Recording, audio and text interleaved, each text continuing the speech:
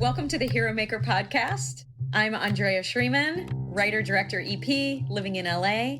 I'm Jennifer Morrison, and I currently serve as the Commissioner of Public Safety for the state of Vermont. We are here to seek out and tell the full story of our friends who were murdered in college, Rachel Raver and Warren Fulton III. We really need to make sure that their deaths were not in vain and that every possible lesson and improvement for the system can be squeezed from the retelling of the circumstances that ultimately led to the identification of their killer. Welcome back to the Hero Maker podcast. I'm so excited to introduce Renee Williams to our listeners. She is the executive director of the National Center for Victims of Crime. And we had a great conversation with her, didn't we, Jen? We did have an excellent conversation with Renee. She was a wealth of knowledge, and our conversation went in so many directions, but each one more fertile and interesting than the one before. And that conversation could have gone on for hours. Yes. Well, I know that you've always been really passionate about victim services. Before we kind of jump into this, is there anything you want to say about your experience? What brought you to the place to be so passionate about it? Well, I would like to think that I'm a naturally compassionate person, but in my career in policing, my empathy and desire to really see crime victims get somewhat equal treatment to all the investment we make in offenders really started when I was serving in the sex crimes and child abuse unit, because you see the depth of damage that happens in those cases, the inability to trust, the broken families that result from some of these cases. And I really, really started to focus on how can we better provide wraparound services to these crime victims in these most heinous cases. And then later in my career, when I was a patrol lieutenant, I was tasked with being the program director. We had three directors, one at the Burlington Community Justice Center and one at the Vermont Center for Crime Victim Services. And then I was the lead at the Burlington Police Department. And the three organizations, we created one of the country's first pilot projects in parallel justice. And it was considered a new way to look at crime victims. In the traditional victim service world, only crime victims who report to the police and for whom certain criteria can be met, they are allowed to receive services provided by the state. But the concept of parallel justice is that all victims matter and all victims need to be supported and raised up by their community. So it did not require that you talk to a police officer and make a police report, although plenty of those crime victims were served. And it didn't require that your perpetrator be identified or caught. So parallel justice for victims of crime became a bit of a really important project, not just administratively to pilot a nationwide project, but to replicate it. We built a replication handbook and try and infuse these concepts throughout the many other sort of cutting edge alternatives to traditional crime fighting that we used in the city of Burlington. I mean, we were early adopters of diversion, of alternative justice, reparative boards, and now, of course, parallel justice. So I was happy that she knew about it, gave me some common touch points with her. Yeah, for sure. And anything I think that we can infuse into our society to heal people.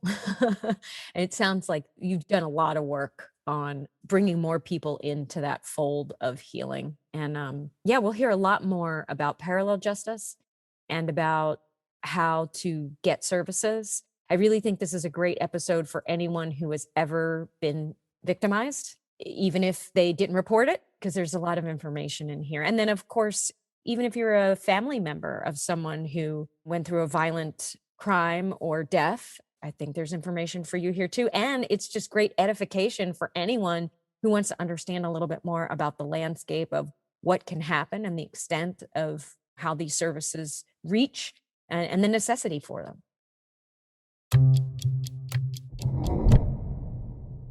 Okay, so I have some good news. I can't wait. The Hero Maker podcast has a fiscal sponsor. Wow. Yeah. That's awesome. Tell me more. Okay.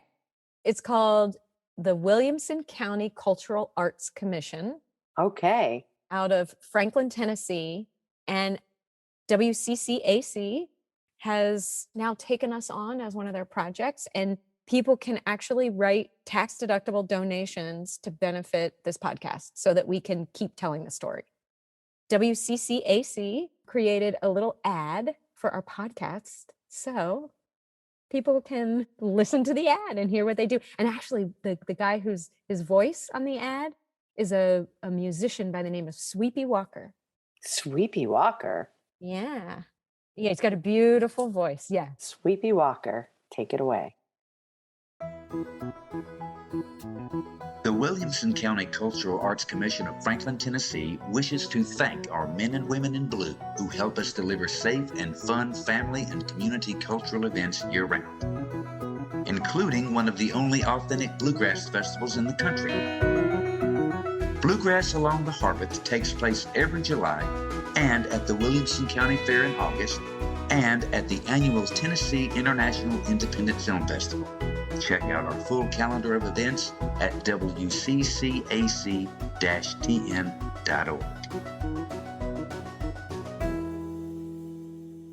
The only other thing that we need to let people know is that they can support the podcast with a tax-deductible donation by going to our website, which is thehero-maker-podcast.com. Why would they have an interest in a podcast like ours? I'm just a little curious. Well, they have a great relationship with their law enforcement in the area. So they can't run their events without their men and women in blue. And they also support important stories. And they really took a liking to our story and thought that what we were doing was really important. Big shout out to the Williamson County Cultural Arts Commission, found in Tennessee, just right outside of Nashville. Yeah, Franklin, Tennessee. I visited Franklin about a month ago, and it's just really special. Beautiful, bucolic, but also with this like kind of older city center that's got all this beautiful older architecture. And I found a bacon donut there. Have you ever had a bacon donut? We have maple bacon donuts. We have bacon donuts. We have, yeah, I've had bacon donut. This was like a bacon cream donut. I did not eat it. All I did was like photograph it like it was some kind of artifact. You didn't eat it? It involved bacon and you didn't eat it? Recently, somebody asked me what one food was that I couldn't live without. And I was like, bacon, crispy bacon. Chocolate is second place, but crispy bacon. Have you ever had chocolate covered bacon? Oh, yeah, totally. I've had chocolate covered bacon drizzled with caramel. I've had black pepper bacon in white chocolate. I've had it all. Bacon every way there is. Well, unfortunately, we're not sponsored by bacon. Okay. But we could be. We could be. Bacon boys. Someone at the bacon boys. The National Bacon Association could hear this. The Bacon Commission needs to get right up here. But I wanted to share the good news. Oh, I'm so excited. That's great. We actually got our first check already. Oh, yeah? Our friend Kate sent us $500. Oh, Kate is great. That's always what I said about her. Kate is great. Kate is great. Hashtag Kate is great.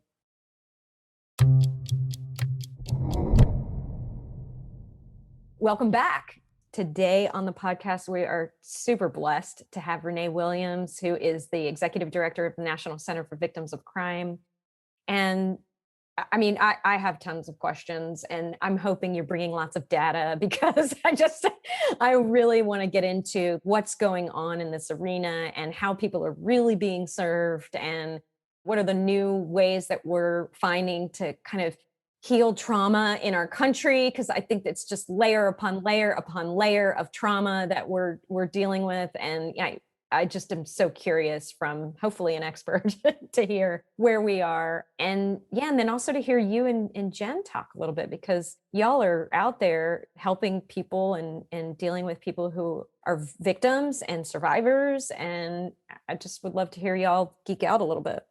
That's never a problem with me geeking out. Right on. So what is it, just quickly basics, what you do and what the organization does? Sure. So I'm the executive director, again, of the National Center for Victims of Crime. And we started, interestingly, from one of America's first kind of true crime obsessions, which was the Sonny Von Bulow case. She was put into a coma by her husband, Klaus von Bülow, who was a fake dignitary. Count or something? He was a fake count, yeah. And Yeah. Sunny actually was a princess. Well, her children were princesses, but she was a very wealthy heiress. And she was put into a coma by Klaus. And while they were prosecuting the case, her children were just so appalled by the way they were treated throughout the prosecution as victims, and realizing that they had money. And so if they had money and they were being treated like this, how were other victims being treated?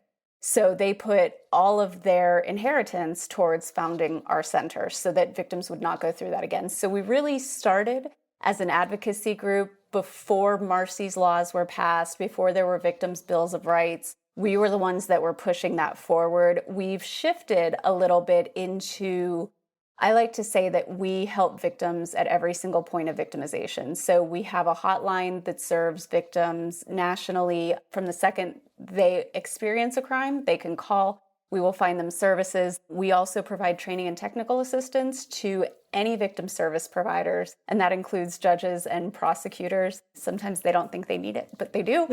And we also make sure that we help in the civil justice system if a case goes to civil justice. What year were you guys founded? 85. Yeah, that's right around, I mean, that's really contemporaneous to when our friends were murdered. And I can tell you in my career, which started in 1990, just over the course of my career, the field of victim services grew from its infancy to some really incredible stuff that's happening now. And it is like night and day between how it was when I was a rookie cop to how it was when I retired as a police chief. Yeah, it really has. And it's interesting because I think before, even finding victim services was rare. And now we have organizations that are dedicated to very small types of crime. So it's become very interesting. Well, I know this is a dirt road that we can't go down too far today, but I was very proud. One of my proudest moments in law enforcement was as one of the founding members of the Parallel Justice for Victims of Crime in Burlington, Vermont. We were one of the 3 national pilot sites, and we are still up and running today. So we were on the ground floor of Susan Herman's work around parallel justice, and it was a really impactful time in my career to be part of that group.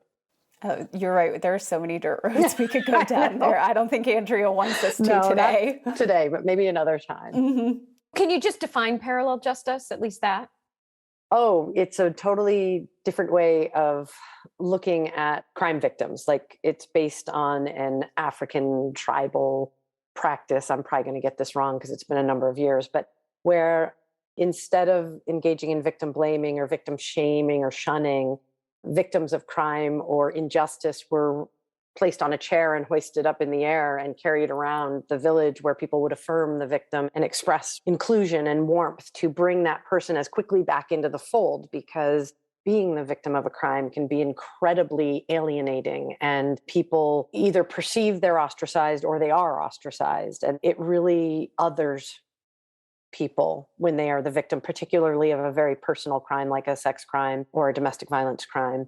And so the concept of parallel justice was to restore a crime victim to as full a place as they were before, and even more so, and surround them with supports, fill gaps that the traditional justice system cannot fill, like providing transportation to a doctor's appointment or a therapy appointment or to a court hearing, and meeting the victim where they are and what their needs are to get them back into 100% functioning. And that's to address the fact that oftentimes the criminal justice system leaves victims unsatisfied or wanting more because of how the criminal justice system is set up, which is to protect the rights of defendants, which is correct constitutionally, but it often does leave victims out of the loop completely and can be re-traumatizing. Over and over again, re-traumatizing. And parallel justice also is not at all offender focused. Like, it's a totally separate track. I'm sure you have the stats, but it's something like for every dollar that we put into the system for an offender or a program around an offender or representation of offenders, we put like 6 cents in for victims or something like that.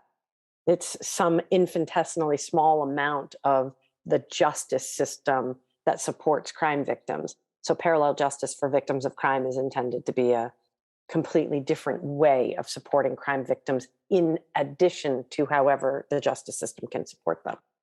Because remember, a lot of crimes don't get reported to the police, so there is no support through the justice system. And parallel justice will help those people too. A lot of crimes do get reported, but an offender is never identified or enough of a case made to charge them.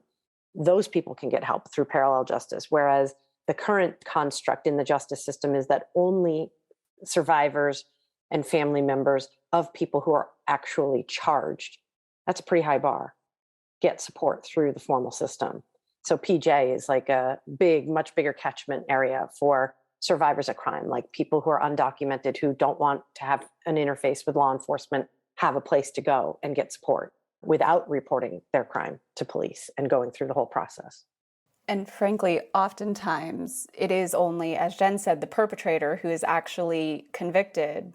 Can crime victims get support? But if there were enablers, and I'm thinking the Catholic Church, there are non-individual perpetrators, really, who allowed crimes to continue to happen, but who the criminal justice system does not hold accountable.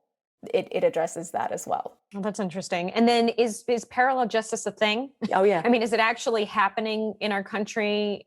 And did it spread out from those pilot programs? And how much of it is a part of the work that you do, Renee? It's really morphed. It even morphed into, we start to look at civil litigation, and I work with a lot of plaintiffs' attorneys, and some people don't like them, but we have a lot of plaintiffs' attorneys who have gotten involved to help these crime victims receive some measure of help to get them moving back in the right direction. So it has taken off, but it's morphed as well into several different iterations. But the resonance of it exists out there in some resources that I'm sure that's not everywhere, but no, it's not everywhere. But it's not. No, Redlands, California, they were really far ahead of us. They were doing incredible work in this area. Winston-Salem, North Carolina, I believe, still has a parallel justice program. It's a bit of a dirt road, but it illustrates how far the world of crime victim services has come since Rachel and Warren were murdered. And the fact that Dede was connected at all to victim service groups, those were groups that were in their infancy. And today they are far more robust, better funded, and we have a lot more data on what victimization means for people and how to address it. So Renee, I mean, there's so many different ways that we can go with this, but would you share just like maybe some success stories, like things that are really working in the space and working for your organization and results that you're seeing? Sure. So I will say our hotline is a huge success. It's the connection and it's knowing where to go when you have this crime committed. And still a lot of people don't. You know, we have victims' bills of rights from state to state, but they're really only as good as the jurisdiction where the crime is committed because some folks don't even know about them. So our hotlines have done extremely well because people can just call and we will help them nationwide. We also have an online resource for tribal members called the Tribal Resource Tool, where we are connecting people to culturally specific programs. I think one of the bigger things we're seeing right now, one of the bigger hiccups, is that a lot of victim services are still geared towards what we would call mainstream victims, which frankly would be your white female sex abuse victim or domestic violence abuse victim. And so what we are looking at doing, which I think will be hugely successful, is actually creating communities of care within communities that aren't your mainstream communities so that they can be receiving the same services. Because I described it to my staff as, look, you can say you have all the services in the world, and that's great. And you can also say that they're meant for everybody, and you mean for them to be trauma-informed, and that's great. But imagine you're standing on one side of a canyon, and you are looking on the other side of a canyon, and you see that it's the land of milk and honey over there, and it's beautiful, and they have all the resources. But you can't get over there because the only thing that's going to get you there is a rickety old bridge. Are you going to trust that rickety bridge to get over? Yeah, and that's a lot of what we've seen, the growth of victim services is building more on-ramps, raising awareness of what victimization means, but also what are the available community resources and putting more on-ramps in, healthcare providers, schools, so that people can point victims onto those on-ramps and get connected to services? I would just want to look at this word really quickly, victim, because I think we're using it simultaneously to mean a lot of different things. We say survivor also, right? So like a family member of someone who was murdered, that's a victim or a survivor, right? Someone who, I mean, I heard you say something like this, Renee, that like many times the people who are impacted by trauma aren't always like the husband, the wife, the mother, the sister. Sometimes it's like, 3 steps removed, the friend. And that trauma has a way of seeping out into all these directions that you're just not sure who's going to feel the greatest impact. So I guess I'm looking at who qualifies for these services. And do you find that people are afraid to even say, I'm a victim or I need a service? And is the first level of this anonymous so that if people are feeling a sense of trepidation and fear, that they can just, no one's looking, they're just going to call the number and see what's on the other end?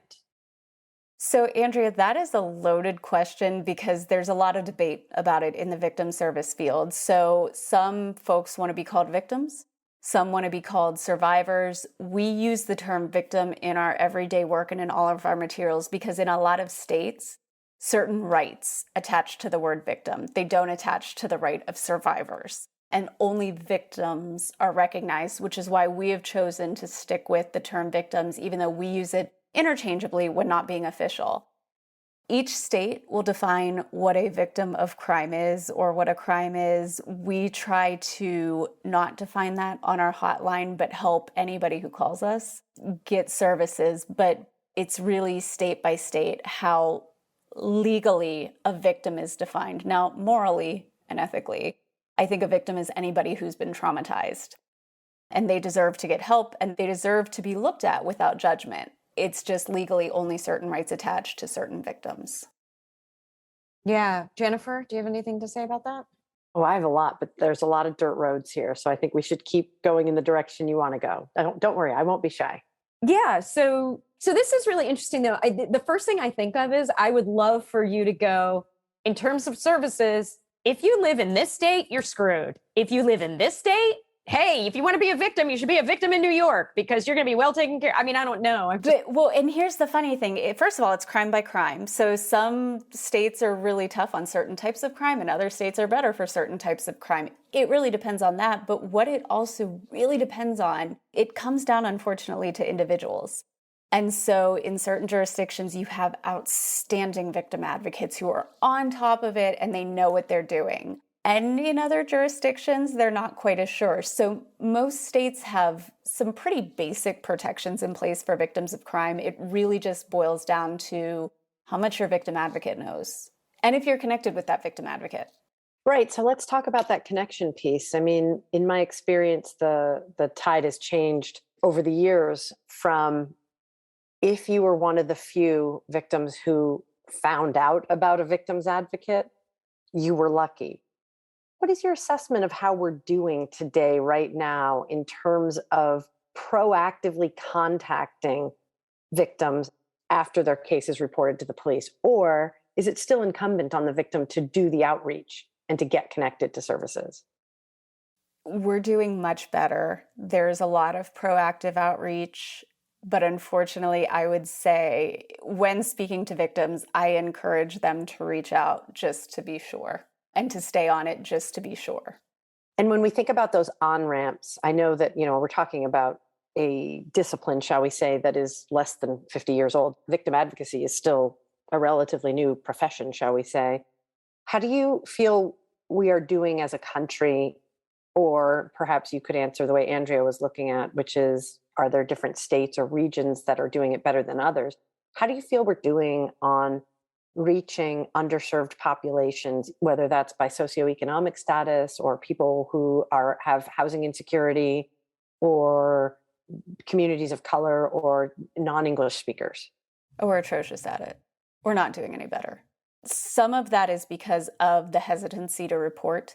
So specifically in communities of color, in immigrant communities, they're not going to get services because there's a fear of reporting for any number of historical reasons. And even when they do, Again, this goes back to they're forced to bend to a very specific type of victimization. They are forced, while in their trauma, to follow rules that were set out for people who are English speakers, who do have an easy time in the system. They aren't helped in any extra special way. So we still have a lot of room for growth. We do. And I think, frankly, the idea of being tough on crime or not being tough on crime, that has to be removed from our lexicon, because that doesn't help victims at all. There's a concept of you can be tough on crime. You don't have to say it, because tough on crime doesn't serve victims. It once again refocuses everything on defendants and on those who commit those crimes. When you think about a crime similar to the one that brought me and Andy together, I mean, we were already together as you know, College buddies. College buddies and athletes at GW.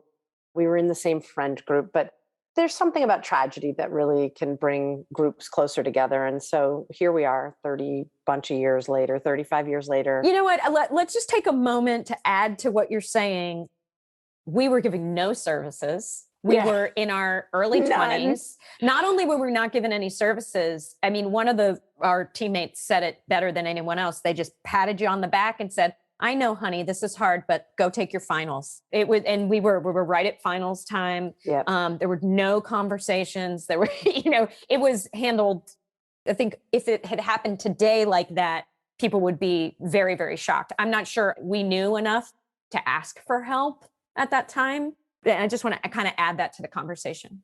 Well, right. So we weren't offered any help. And I think I tried to explain this to you once, Andy, when you asked, how I felt. And Kate and I've not talked to Kate about this, but Kate and I were the captains of the team. And it fell to us to try and figure out how to help start the healing with our soccer players. And I have no idea if you had any help in your athletic team around that, but Kate and I felt very responsible. I know I felt very responsible for these very broken and now scared underclassmen in the wake of this experience. And even for the freshmen who hadn't played with Rachel, they were terrified when this news broke, and not even having anyone to turn to say, so how do we bring the team together? How do we comfort them? How do we whatever? We were totally left to figure this out on our own. And I think we did okay, but it was by the grace of God, not because we had any assistance.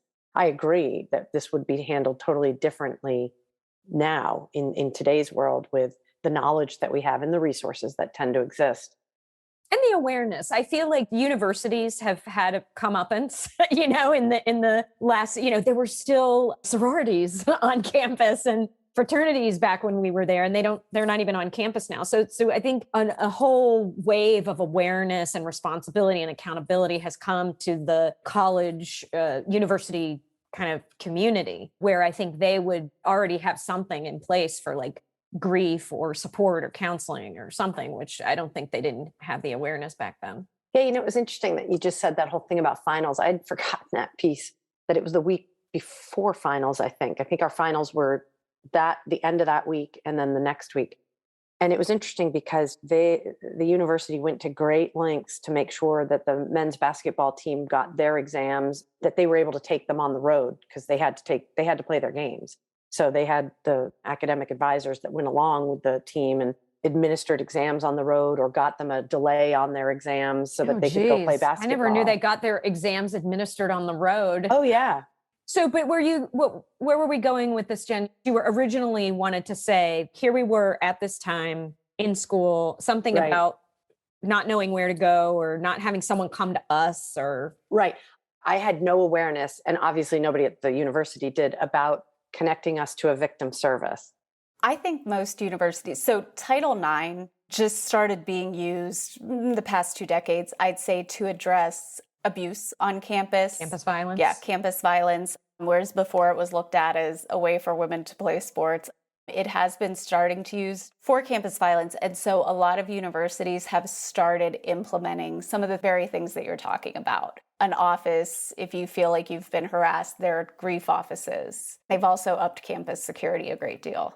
Sure. When you think about a crime like what happened to Rachel and Warren, I'm sure that you are still serving families and other loved ones of victims of sexual assault and homicide. What do you think are the most important messages to share with those people who come to you in the first, let's say you only had an hour with those victims? What do you need to tell them? My first honest advice would be careful who you talk to in the media, which is ironic given that we're doing a podcast right now. But with the proliferation of social media and this true crime obsession, what I've seen with families of murder victims, especially if there's something that's left open, is there will be a proliferation of what they said, and we will take it and run with it in this world. And so I'd say be very careful who you talk to in the media and work with your victim advocate. But any leads that you can follow, let people know, keep the police in the loop, but don't get frustrated at the same time.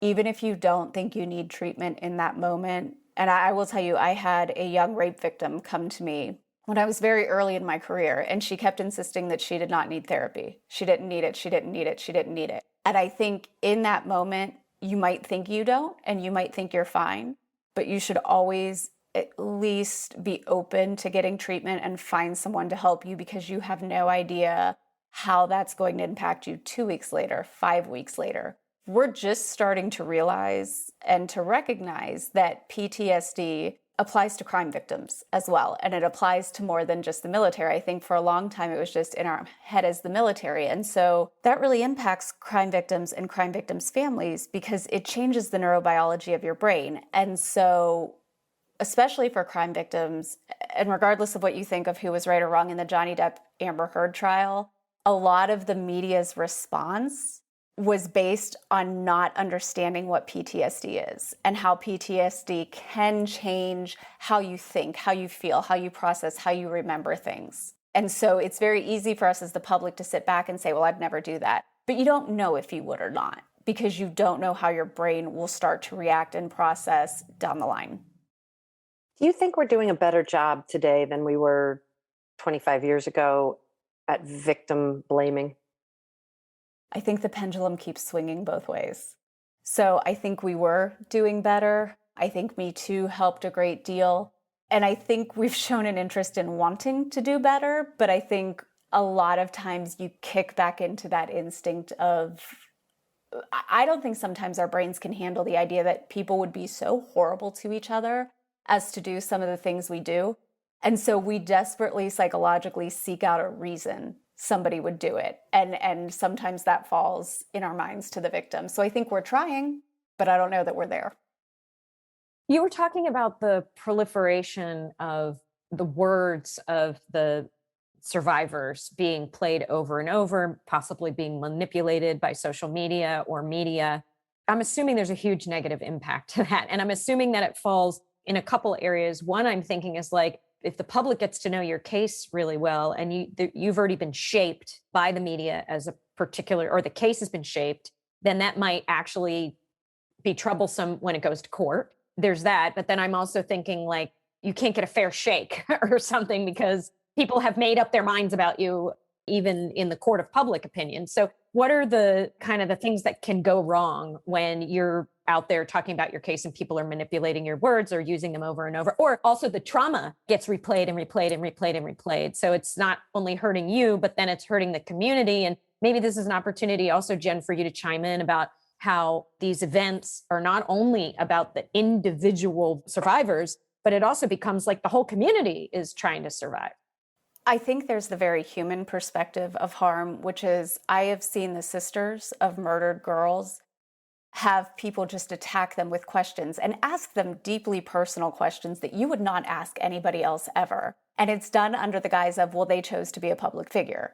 Their sister was murdered and they did an interview or they did something to further the case and they are now a public figure. There are podcasters who will attack these family members, and then they start to come up with theories of the case based on nothing, based on absolutely no evidence. They're armchair sleuths. And they will start to say, you know, I think that there was clearly sexual abuse here based on this interview I saw. So not only are they attacking and hurting the families and forcing more trauma onto the families than was already there, but they are also then starting to circulate false theories on the cases that can throw investigations off. Yeah, incivility is one of the biggest problems that I see in terms of our lack of community cohesion. And it's a whole nother trend that we could talk about, the social fabric of communities and what keeps a community safe. But let me talk a little bit about what my experience has been and see how you react, because I suspect you'll have some cogent input here. But when a crime happens, it's like a rock being thrown into a still pond, and you get a big splash right at the epicenter, which is the person upon whom the crime was perpetrated and perhaps immediate family members or roommates or whatever it is. And you have the ripples that go out in the wake of this, and they get smaller and smaller. They get bigger, but you know what I mean, smaller in impact. But just as those ripples touch a bigger area of the previously still pond, it's touching more people in the community in a different, perhaps not as violent way. But it's been my experience that a single incident, a gruesome murder or a sexual assault and murder, can not just have a deep, deep impact on many layers of that circle, but can impact an entire community. And by community, I don't necessarily mean a neighborhood. It could be an entire city, an entire portion of a state, an entire region. And I wonder what your experience is with that. No, I agree with that. And I think it's not even geographic communities necessarily, but community types. So the LGBTQ community, ethnic communities. It doesn't matter where you live. If something happens that is traumatic, the nightclub shootings, the LGBTQ nightclub shootings, the whole community felt that very deeply, and it didn't matter where you lived. And that's one thing I think we have to learn and start to accept. And I do think we're getting there, is that you don't have to judge, and nobody else can judge your trauma. So if you feel traumatized by something, and I think we're seeing that especially with all of the mass shootings recently, it's okay to feel traumatized even if you weren't directly involved. That happens, and it just, a lot of things weigh on how deeply something affects you, but if it affects you, it does, and it's okay. Now, you're not considered a crime victim, but let's pull that thread there a little bit. I hear you saying that if we can acknowledge and talk more freely about feeling traumatized, that maybe we're on to something in terms of healing communities, whether those are geographic or kinship groups or whatever it is. If you could administer your skill set to an entire community, no matter how you define it, what's some of the messaging or some of the resources you would point them to? So I'll actually use my team at NCVC, especially because I have a team that is dealing with vicarious trauma from crimes. So they are getting the worst calls of people doing the worst things to each other. And so we've worked very hard on making it a safe space, on encouraging people to listen to themselves and do what they need to do. And as long as they're communicating, they don't even need to tell us why, but hey, I just need a day off. Go, take it. I will say I have openly cried in front of my staff. After the Uvalde shootings, I broke down in tears talking to them because it got to a point where I just don't have solutions to certain things. And being in my position, that hurts because I know people look to me for solutions and I don't have them. Well, I do, but none that I can enact. So it's creating the safe space. So my staff saw me cry, and you know what? So what? They know I'm human. And they know that I'm checking in with myself, and we remind them every so often to check in with themselves. But a lot of my greatest advice is listen to what you need and be okay with that. And then if there's any barrier to you getting to it, just communicate it to us. And my sister is a public school teacher, as is my brother-in-law, as were both of my parents. And sometimes you just have to say to them, I can understand. I don't know how scared you are every day. I am scared for you. I understand the fear that you are feeling. Please know I'm here. I don't have any solutions. I don't have any answers for you, but I'm here to talk about it if you need to vent. Immediately, my mind is going to the force and all those law enforcement folks who are also experiencing and re-experiencing and traumatized and re-traumatized. And I don't know if Jen, as chief, ever got up in front of her folks and cried. I'm not sure I could ever see a male chief doing that, but I definitely admire your vulnerability, Renee, in just presenting that, modeling that we're all going through something and creating a space where people can take what they need, where that's appreciated. Jen, I know this is a whole other world that we are going to address with this podcast, is the self-care and the traumatization and re-traumatization of what it is to be out there. Do you have anything you want to say about that? No, because I think we really have to go into that realm when we have time to go kind of deep on the impacts of repeated exposure to depravity and trauma and death and people on their worst day. So I think I really want to just try and get a few more tidbits out of Renee, because our time with her is limited. Okay. Yeah, I would ask the magic wand question, Renee. You have a magic wand, you're going to repair something in the system. This is like, it's done. You wave your magic wand, and this is now part of how victims and survivors receive care. What would you change? What would you make better? I wish that our government officials would look at victim services with the same importance that they look at as crime prevention, because it really is crime prevention. So we know that, and I hate this phrase, and it's so cliche, and it's just, ugh, but hurt people hurt people. I don't have a better way to say that, but it's true. So when you look at incarceration rates, when you look at juvenile offense rates, 90% or higher have usually been the victims of crime that did not receive services because they weren't accessible, and they never got the chance to deal with the trauma. And I think that if we started to kind of flip the script from being tough on crime to being victim focused, we could actually start to move the justice system forward a little bit more. You're working with incarcerated people right now, aren't you? We do work with incarcerated folks. Yep. Oh, sure. I mean, there are a lot of incarcerated folks who are victims also. There is duality, and sometimes more than duality, of where people are. And there are many, many victims who go on to become perpetrators, or who are co-occurring as both perpetrator and victim. So yes, of course, those victims deserve services also. Renee, in your experience, when you think about terrible crimes, major crimes like the one that we're talking about today, what is the impact on a crime being solved versus an open, cold case for the families? Like, what's your observation of when a case is brought to a final resolution? What's the difference in for that family? Most of them have said there's just a sense of relief. There's closure, there's a sense of relief. There's a sense that, and this is what I love about most of the victims we work with, a lot of the times they end up coming forward and they say, I just want to make sure this doesn't happen to somebody else. I just want to see this person incarcerated so that this does not happen again, so they can't hurt somebody else. So there's that sense of closure for them. And a sense of obligation to your fellow human to not let this person perpetrate again. Mm-hmm. Exactly. Is it too much of a stretch to say that victimization can bring out the best in people? I think it can bring out the very best. I think it can connect us. I think sometimes we forget how interconnected we are. And when you are victimized, you remember that. I wish it didn't have to come to that. Likewise, it can sometimes bring out the worst in people, and it can make you very, very angry. Yep. But no matter which way it goes, it triggers something. And your life has been interrupted in a way that you will never be able to get back on the course that you were on. And I think that's what I would say to victims. You might not ever feel normal again, but that's normal. That's not anything you're doing wrong. That's not anything that's wrong with you.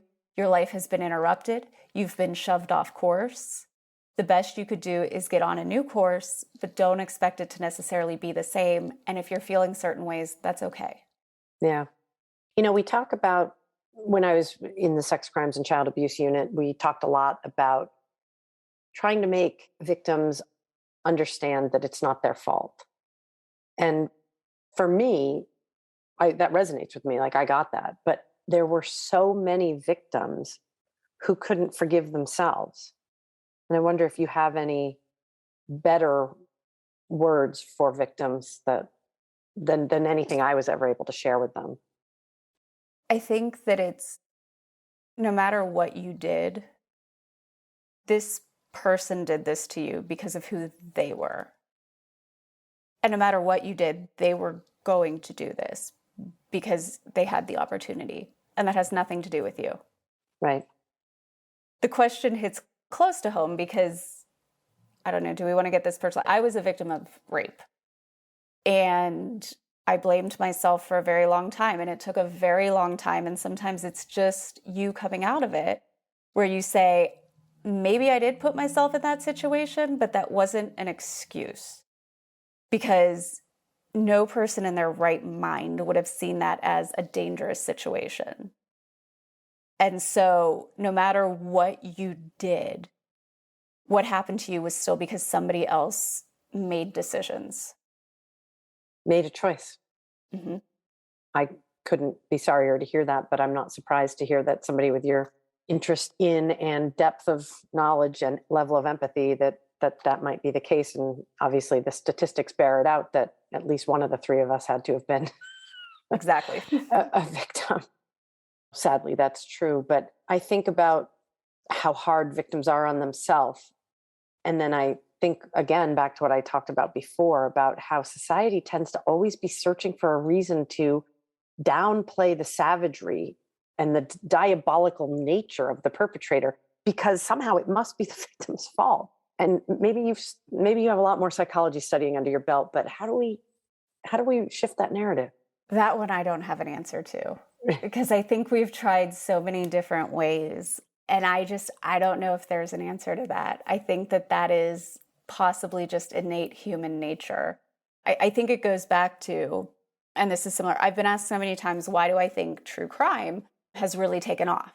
And I think that we can't fathom as a society, as normal functioning people, could fathom that somebody could be so depraved that they would do some of the things that they do to others. Since we can't fathom it, we have to find a reason. And there's no good reason. There isn't. Our psyche tells us we have to search for one. So it's a self-protection. It's a survival mechanism. Well, let me ask you this, Renee. When I think about Prieto, who murdered our friends, Warren and Rachel, I don't think any degree of restorative practice or anything was going to prevent him from the savagery that he was perpetrating all across the country. And I know it's the exception. That's not the everyday crime that we deal with. But is it too far a stretch to say that some people are just pure evil and they could not be corrected any other way than through incarceration? Oh, I agree with that. No, I think there are some people who are, and nothing happened to them. They had idyllic childhoods. But I think you were right when you said that's the exception, not the rule. And so if we could cull down these other crime rates, we could start to really focus on those people. Yeah. The outliers. Mm-hmm. Mm-hmm. I mean, we see those in every society. And there are prisons in every society for folks like that. So I believe that there are those people who exist, yes. So if we were to develop a soundbite in this podcast that was Renee's advice to survivors, whether that's a family member or that community, one of the communities we talked about, in the wake of a violent, terrible episode like what happened with Rachel and Warren, other than telling them not to talk to the wrong media people, which is brilliant, how does the everyday Joe access resources? Like, how does the everyday person know how to get the help? Unfortunately, they have to report it, usually. So let's assume they reported it. Ask, and don't stop asking. Ask the police chief, ask the police officer. When your case gets transferred to a DA, ask the DA if you haven't talked to someone. Keep asking. To be persistent and advocate for yourself and your needs. Mm-hmm. Mm-hmm. And don't let anybody tell you how you should feel. There's no playbook. There's no right or wrong way to feel. Nobody can tell you how you should feel. That's right.